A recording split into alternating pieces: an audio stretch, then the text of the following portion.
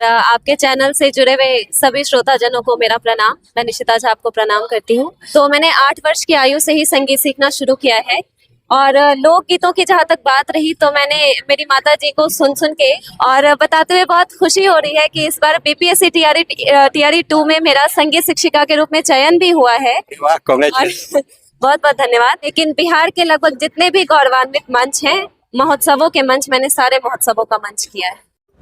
राम जी से पूछे जनकपुर की नारी। ऐसे गिनने जाऊं तो शायद कुछ छूट जाए, लेकिन जानकी महोत्सव, अहिल्या महोत्सव, शेरशाह सूरी महोत्सव, बहुत महोत्सव, बिहार दिवस, श्रावणी मेला, सोनपुर मेला, मतलब ऐसे सभी मंचों पर मैंने मेरे लोकगीतों की प्रस्तुतियां दी हैं। मेरे पिताजी ने सबसे लड़ झगड़ के मुझे प्रोत्साहित किया, मुझे इस फील्ड में बढ़ने दिया उन्होंने। तो इस कामयाबी के पीछे का श्रेय किसे देना चाहेंगे आप? बता दें कि सिंहेश्वर महोत्सव जब से स्टार्ट हुआ, लगातार यहाँ पर जो है कई तरह के जो है बड़े आते हैं, अपना प्रस्तुति दिखाते हैं, आप लोगों का मनोरंजन करवाते हैं। उसी प्रकार आज हमारे साथ में निशिता झा जी हमारे साथ में मौजूद हैं। आप लोग इनसे खास बातचीत करेंगे और जानने का प्रयास करेंगे कि ये कहाँ से बिलोंग करती है और संगीत लाइन में जब ये आई है तो इनका क्या सपना था पहले बनने का और कैसे कैसे इस लाइन में आई है, वो सभी कुछ बातों पर ही हम थोड़ी सी बात करेंगे और आप लोगों तक पहुंचाने का भी प्रयास करेंगे। बहुत बहुत स्वागत है मैडम आप। बहुत बहुत धन्यवाद आपका। और आपके चैनल से जुड़े हुए सभी श्रोताजनों को मेरा प्रणाम। मैं निशिता झा आपको प्रणाम करती हूँ। और जैसा कि आपने पूछा मैंने कहाँ से संगीत शुरुआत की है संगीत की, तो मैंने 8 वर्ष की आयु से ही संगीत सीखना शुरू किया है।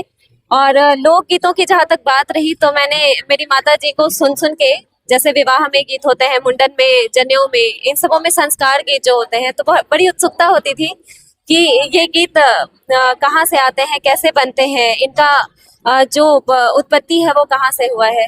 तो धीरे धीरे सीखते सीखते फिर इतना ज्यादा लोकगीत से प्यार हो गया कि आज के यूथ जनरेशन में मुझे लगता है कि मैं भी एक युवा कलाकार ऐसी हूँ जो बॉलीवुड को नहीं गा के मैं फोक को प्रमोट कर रही। अभी तक में आप कहाँ आप परफॉर्म किए हैं मैम, और आज आपको बाबा का नगरी, महादेव का नगरी सिंहेश्वर में जो है मौका मिला?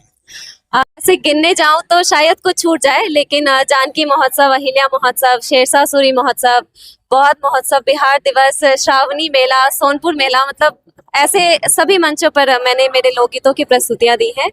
और हो सकता है कुछ छूटे हों, लेकिन बिहार के लगभग जितने भी गौरवान्वित मंच हैं, महोत्सवों के मंच, मैंने सारे महोत्सवों का मंच किया है। और ये इस बार मेरा पहली बार है सिंहेश्वर महोत्सव। उम्मीद करती हूँ कि यहाँ के लोगों को मेरी गायकी पसंद है। अभी तो स्टेज पे आप नहीं गए? हाँ नहीं, अभी मैंने नहीं गाया है, लेकिन इसके बाद मेरा परफॉर्मेंस। अच्छा, किस प्रकार का वहाँ पे आप संगीत से अपना छाप छोड़ने वाले? मैं यहाँ लोकगीतों के लिए ही मैं आई हूँ। मिथिला का है ये जो रीजन है, मधेपुरा, यहाँ के रीजनल लोग मैथिली ही बोलते हैं। और मैं चाहूंगी, क्या है ना कि हमारे जो यूथ है ना वो बहुत पीछे जा रहे हैं। उनको अगर पूछा जाए कि लोकगीत क्या होता है तो उनको नहीं पता है कि लोकगीत क्या है, लोकगीत कैसे होते हैं। इनमें हमारे पूरे संस्कार की झलकियां हैं। लोकगीत से ये चीज स्पष्ट पता चलता है, लेकिन उनके माँ बाप ही इस चीज में रुचि नहीं दिखाते तो बच्चे कहाँ से करेंगे। और बताते हुए बहुत खुशी हो रही है कि इस बार बीपीएससी टीआरई 2 में मेरा संगीत शिक्षिका के रूप में चयन भी हुआ है। कांग्रेचुलेशन। बहुत बहुत धन्यवाद। और वहाँ मैं पिछले 1 महीने से अभी क्लासेस ले रही हूँ।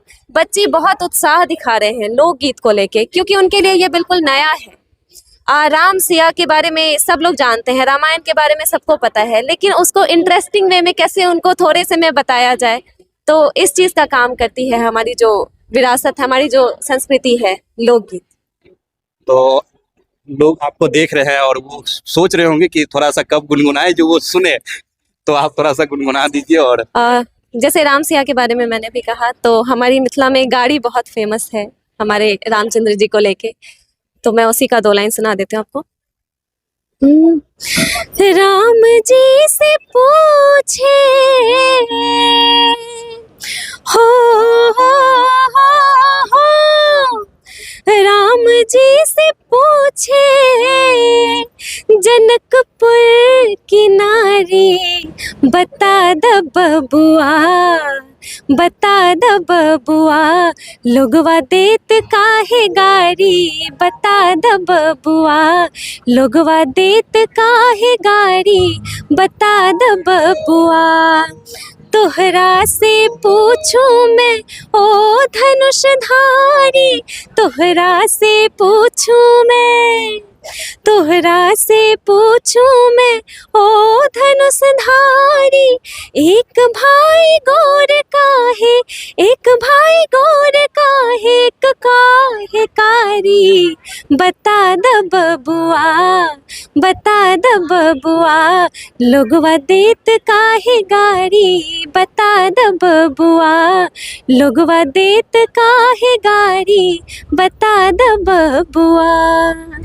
अरे वाह, क्या शानदार आपकी आवाज है। धन्यवाद। अच्छा, एक चीज, कब आपको एहसास हुआ था कि आपकी आवाज इतना सुरीली है और मधुर है कि आप जो है गायकी लाइन में आ सकते हैं और गाकर कुछ कर सकते हैं? ऐसा है कि सोचा तो बहुत पहले से ही था कि गाऊंगी, लेकिन जैसा कि हमारे समाज के बारे में सब जानते हैं कि मध्यम वर्गीय जो परिवार है उसमें बेटियों के लिए संगीत करना बहुत मुश्किल है।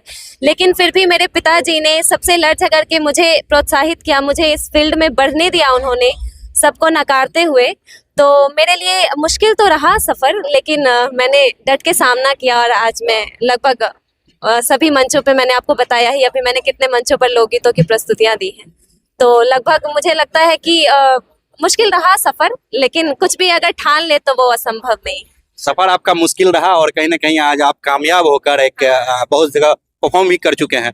तो इस कामयाबी के पीछे का श्रेय किसे देना चाहेंगे आप? काफ़ी सारे ऐसे दोस्त हैं। सबसे पहले तो अपनी माँ को श्रेय दूंगी, क्योंकि उन्होंने बहुत लोगों के ताने सुन के, बहुत लोगों का नहीं होता है कि बेटी को मत पढ़ने दो, क्या होगा आगे जाके, कुछ गलत हो जाएगा तो भुगतना पड़ेगा। लेकिन इन सभी चीज़ों को रात में उनकी नींदें उड़ जाती थी कि सही में कुछ अगर ऐसा हुआ तो। लेकिन फिर भी जब मैंने उन्हें समझाया बुझाया कि देखो इसके बिना जीवन नहीं है मेरा, मुझे करने दीजिए ये चीज़, तो उन्होंने बिल्कुल इस चीज़ के लिए अपने आप को दृढ़ संकल्पित कर लिया कि नहीं, मुझे करने देना है इसे, ये जितना आगे बढ़े, इसे आसमान देना है, ये जितना ऊंचा उड़ सके इसे उड़ने देना है। तो मेरी मम्मी बहुत बड़ी प्रेरणा का स्रोत रही है, मेरे पिताजी भी, और ऐसे कुछ दोस्त हैं जिनके कारण आज मैं यहाँ, इसकी वजह से आज आप यहाँ कामयाबी के मंजिल पर पहुंचे हुए हैं। और जैसा कि आप शुरुआत में बताए थे कि 8 साल की उम्र में जो है आपको एहसास हुआ था कि नहीं, संगीत में हमें आना है, कुछ करना है। तो ऐसा क्या मोमेंट हुआ था कि आपको लगा कि नहीं हमें कुछ करना है?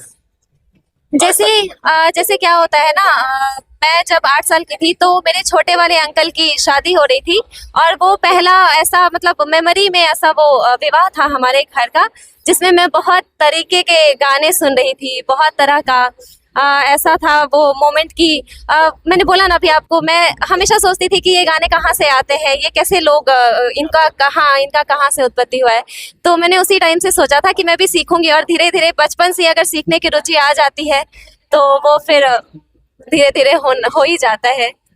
तो उसमें एक गौरी गीत था जो मुझे बहुत अच्छा लगा था, और उसके बाद ही धीरे धीरे हर रिचुअल का, हर फंक्शन का मैंने गाना सीखना शुरू किया। और मम्मी और मेरी नानी का बहुत श्रेय रहा है इन चीज़ों में, मेरी बुआ, ये लोग हमेशा गाती रही हैं इन चीज़ों को, तो मैं जो थोड़ा बहुत गा रही हूँ। और सबसे बड़ा श्रेय तो दूंगी मेरी जो गुरु माँ है डॉक्टर रंजना झा, उन्होंने मिथिलांचल को इस शिखर पे पहुंचाया है ना, मिथिलांचल के लोकगीतों को, कि मुझे नहीं लगता है कि उनकी तरह सभ्य तरीके से मिथिला के लोकगीतों को किन्हीं ने गाया हो। अभी मैथिली भी गा रही है, लेकिन वो यूथ है।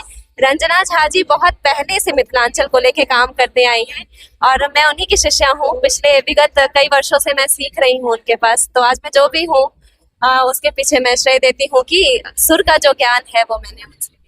वैसे आप कहाँ से बिलोंग करते हैं? मैं बिलोंग करती हूँ मधुबनी जयनगर से, लेकिन मैं मूल निवासी अभी मैं यहाँ पटना में रह रही हूँ, और पूर्वी चंपारण में फिलहाल मैं अभी संगीत शिक्षिका के रूप में नियुक्त हुई हूँ। बाकी यहाँ पर जो है परफॉर्म करने के लिए ये मैम आई हुई थी और मुलाकात हुआ, तो हमने सोचा कि बात करके आप लोगों तक भी जो है इनकी आवाज़ को पहुँचाया जाए, और क्या इनका मकसद रहा और किस प्रकार इन्होंने अपने कामयाबी तक पहुँचा है, इनका सफ़र कैसा रहा, वो जानकारी आप लोगों तक पहुँचाए।